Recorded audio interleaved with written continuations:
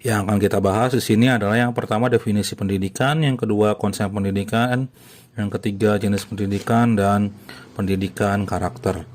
Nah, nanti kita akan pelajari ini semua pada video yang saya sampaikan ini. Audio Jungle.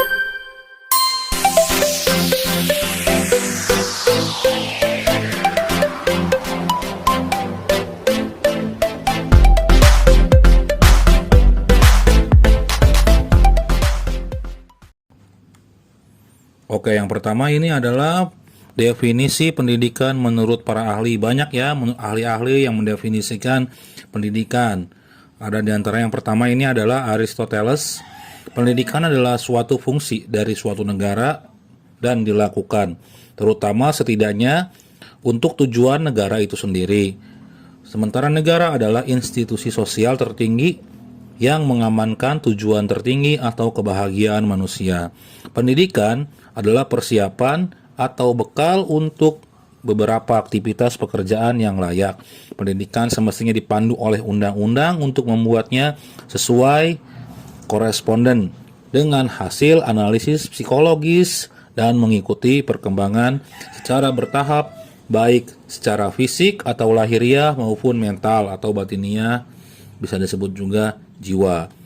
Selanjutnya di sini ada Undang-Undang Sistem Pendidikan Nasional, disingkat Sisdiknas nomor 20 tahun 2003, yang mana mengungkapkan pendidikan adalah usaha sadar dan terencana untuk mewujudkan suasana belajar dan proses pembelajaran agar peserta didik secara aktif mengembangkan potensi dirinya untuk memiliki kekuatan spiritual, keagamaan, pengendalian diri, kepribadian, kecerdasan, akhlak mulia, serta keterampilan yang diperlukan dirinya dan masyarakat. Selanjutnya ada menurut Socrates, pendidikan adalah suatu sarana yang digunakan untuk mencari kebenaran, sedangkan metodenya adalah dialektika.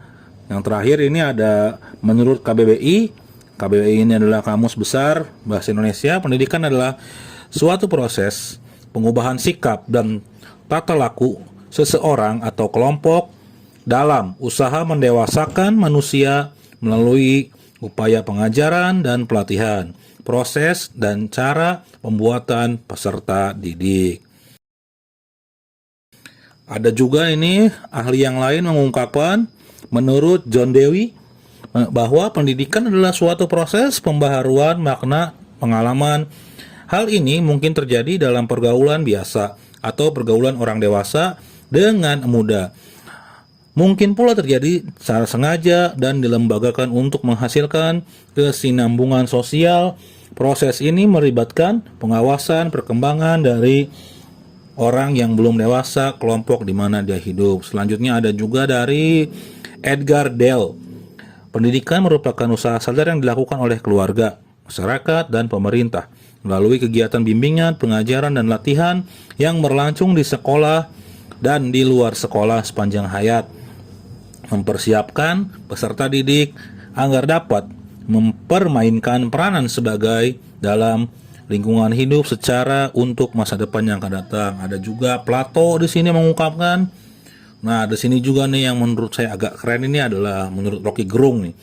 Menurut Rocky Gerung ini pendidikan adalah perang terhadap kedunguan. Nah, yang terakhir ini ada menurut Ki Hajar Dewantara, pendidikan merupakan permintaan dalam kehidupan anak-anak. Intinya adalah bahwa pendidikan mengarah semua kekuatan yang ada di alam agar peserta didik sebagai manusia dan anggota masyarakat dapat mencapai keselamatan yang tinggi dan kebahagiaan hidup. Selanjutnya ada tujuan pendidikan. Tujuan pendidikan ini ada beberapa ya. Yang pertama ini ada Undang-Undang Nomor 2 Tahun 1985, Undang-Undang Nomor 20 Tahun 2003, dan yang terakhir ini ada Undang-Undang MPRS Nomor 2 Tahun 1960. Yang dimana di sini adalah pendidikan itu untuk mendidik, ya kan? mengembangkan potensi mencerdaskan individu dengan lebih baik. Diharapkan mereka memiliki pendidikan dengan baik dan dapat memiliki kreativitas, pengetahuan, kepribadian, mandiri, dan menjadi pribadi yang lebih bertanggung jawab. Bisa disimak dan dibaca sendiri di sini. Menurut Undang-Undang 2 ada 2, nomor 2 tahun 1985, nomor 20 tahun 2003 dan MPRS nomor 2 tahun 1960. Selanjutnya ini adalah fungsi pendidikan.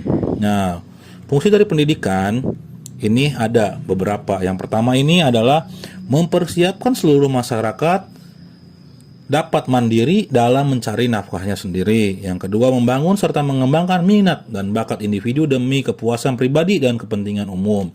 Selanjutnya ada melestarikan kebudayaan masyarakat, menanamkan keterampilan yang dibutuhkan dalam keikutsertaan dalam berdemokrasi. Yang terakhir ini menjadi sumber inovasi sosial di masyarakat.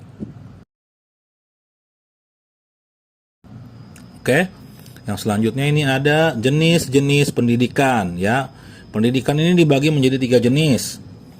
Nah, yang pertama ini adalah pendidikan formal. Oke, pendidikan formal ini adalah jenis pendidikan yang sudah terstruktur dan memiliki jenjang, mulai dari pendidikan anak usia dini, PAUD, pendidikan dasar, SD, pendidikan menengah, SMP, dan pendidikan menengah atas atau SMA. Dan yang terakhir adalah pendidikan tinggi atau belajar di jenjang universitas. Kemudian ada pendidikan non formal.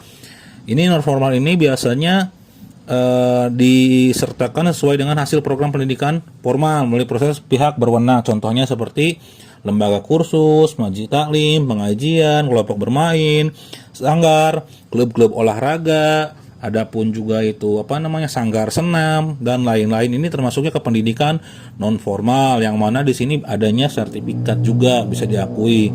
Selanjutnya pendidikan informal. Pendidikan informal ini berasal dari keluarga dan lingkungan di mana peserta didiknya diharapkan dapat belajar secara lebih mandiri. Contoh pendidikan informal ini seperti agama. Di agama kan masing-masing agama kita diajarkan ya menurut agama dan kepercayaan masing-masing, cara bertingkah laku, cara beribadah, cara bergaul dengan sesama umat satu agama, cara bergaul dengan umat yang lainnya, kemudian cara bersikap sopan santun, budi pekerti, etika, moral, serta sosialisasi sesama manusia. Oke. Yang selanjutnya ini ada yang namanya pendidikan karakter. Pendidikan karakter ini adalah suatu usaha manusia secara sadar dan terencana untuk mendidik dan memberdayakan potensi peserta didik guna membangun karakter pribadinya sehingga dapat menjadi individu yang bermanfaat bagi diri sendiri dan lingkungannya. Pendidikan karakter ini merupakan sistem pendidikan yang bertujuan meningkatkan nilai-nilai karakter kepada peserta didik yang di dalamnya terdapat komponen pengetahuan, kesadaran, dan kemauan serta tindakan yang untuk melakukan nilai-nilai tersebut. Nah, di sini juga ada nih, silahkan kalian baca sendiri pendidikan karakter definisinya menurut para ahli ya. Ada beberapa ahli di sini saya cantumkan 3 ahli. Yang pertama T. Ramley, yang kedua Thomas Liskona, yang terakhir adalah John W. Sunrock. Silahkan kalian dibaca sendiri nih. Nah, itu ada pendidikan yang mengedepankan esensi dan makna terhadap moral, akhlak, sehingga hal tersebut mampu membentuk pribadi secara mendidik yang baik. Silahkan dibaca dulu tuh supaya dipahami untuk bab pendidikan karakter ini, karena pendidikan karakter ini menurut saya sangat penting ya. Sekarang ini agak susah untuk pendidikan karakter karena kebanyakan anak-anak zaman sekarang ini karakternya kurang baik, atau sering diistilahkan sekarang anak nggak ada akhlak, yaitu anak-anak yang tidak memiliki karakter yang baik.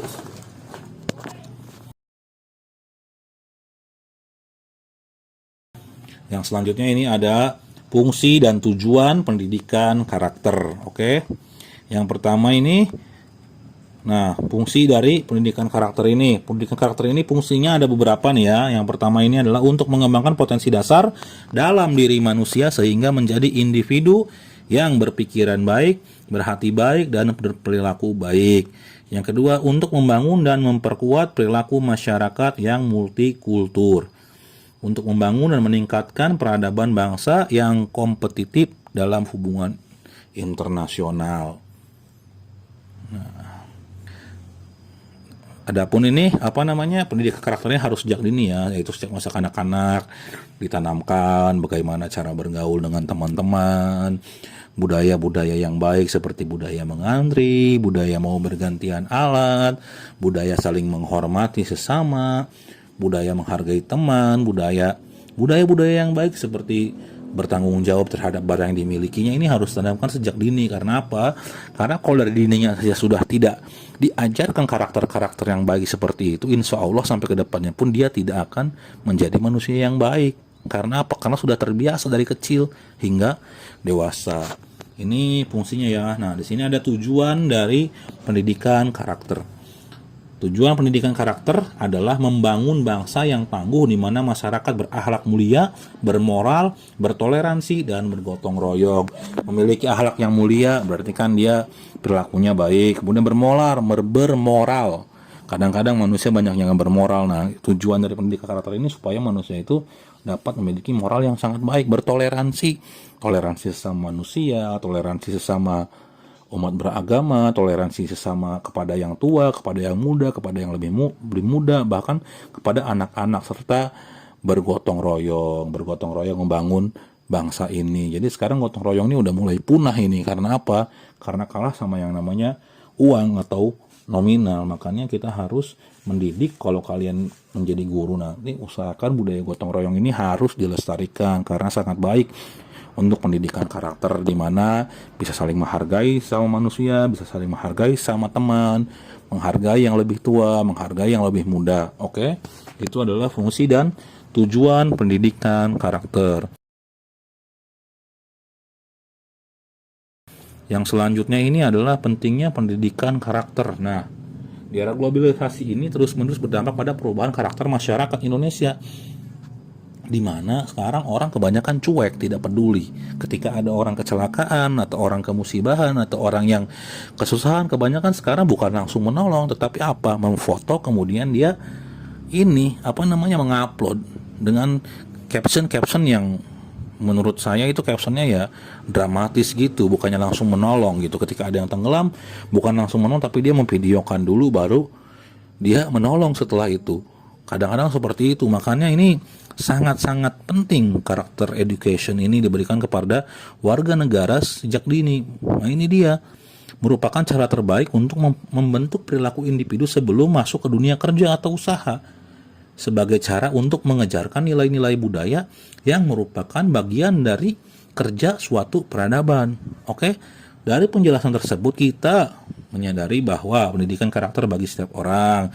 Dengan begitu maka para guru, dosen, dan orang tua seharusnya menanamkan nilai-nilai karakter yang baik kepada anak didiknya. Nah, ini buat calon-calon guru nih, atau calon pelatih, atau calon aktivis olahraga, ini sangat penting ya untuk mendalami pendidikan karakter ini. Kenapa? Pendidikan karakter dipakai dalam kegiatan olahraga. Contoh, ketika olahraga individu menghargai lawan, tidak menyepelekan, bersikap fair, tidak curang. Ini karakter. Berani bertanggung jawab, memiliki rasa tanggung jawab terhadap karir, memiliki rasa tanggung jawab terhadap posisi dia sebagai atlet. Karakter dalam permainan bergu, misalkan menjaga kerjasama tim, menjaga sikap sesama anggota tim, tidak menyakiti, tidak menghina anggota klubnya, anggota timnya. Ini harus ditanamkan sejak dini agar ketika mereka sudah dewasa, yang kalian ajar ini mereka memiliki nilai karakter yang kuat. Sekarang itu anak-anak banyak yang nggak ada akhlak gitu dibandingin orang-orang zaman dulu gitu loh. Kebanyakan sekarang masa bodoh lah, lewat aja, nggak bilang permisi. Udah kayak apa aja, selonong aja mah ya, karena bukan manusia, jadi kucing aja, kalau nggak jadi anjing atau jadi kambing gitu kan. Selonong aja, nggak ada permisi, ada orang duduk. Misalkan kita mau numpang duduk, sekarang tuh udah jarang orang permisi, boleh duduk di sini, nggak, udah jarang, duduk aja. ketika ditegur ya malah menyolot kemana-mana. Nah itu adalah salah satu kurangnya pendidikan karakter ketika sejak dini. Dan kalian sebagai calon orang tua, saya rasa kalian harus benar-benar menanamkan pendidikan karakter ini sejak dini supaya tidak menjadi orang-orang yang seperti tadi, tidak tahu sopan santun, tidak tahu cara bersikap, tidak tahu cara ngobrol dengan yang lebih tua, yang lebih muda, dan yang seumuran, tidak tahu cara ngobrol sama guru, tidak tahu cara ngobrol sama dosen. Nah itu gara-gara tidak pernah ditanamkan. Oke? Baik, yang selanjutnya adalah tugas mandiri. Nanti silahkan dikerjakan masing-masing, yaitu mencari referensi tentang pendidikan minimal 10 sumber ya, dari jurnalnya 5, dari skripsi atau tesis atau bukunya 5. Kalian rangkum, kemudian kalian buat definisi menurut versi kalian yang didasarkan oleh jurnal yang kalian cari atau kalian baca tersebut. Tugasnya dikumpulkan maksimal besok jam 07.00. Tugasnya mandiri ya, tugas dikirimnya ke Google, bukan ke Google, dikirimnya ke Microsoft Teams, jangan dikirim ke yang lain. Untuk absensi seperti biasa di kolom komentar dengan nama, dengan format nama, semester, kelas, program studi, dan mata kuliah. Terima kasih atas perhatiannya. Mohon maaf apabila ada kesalahan. Wassalamualaikum warahmatullahi wabarakatuh. Salam olahraga.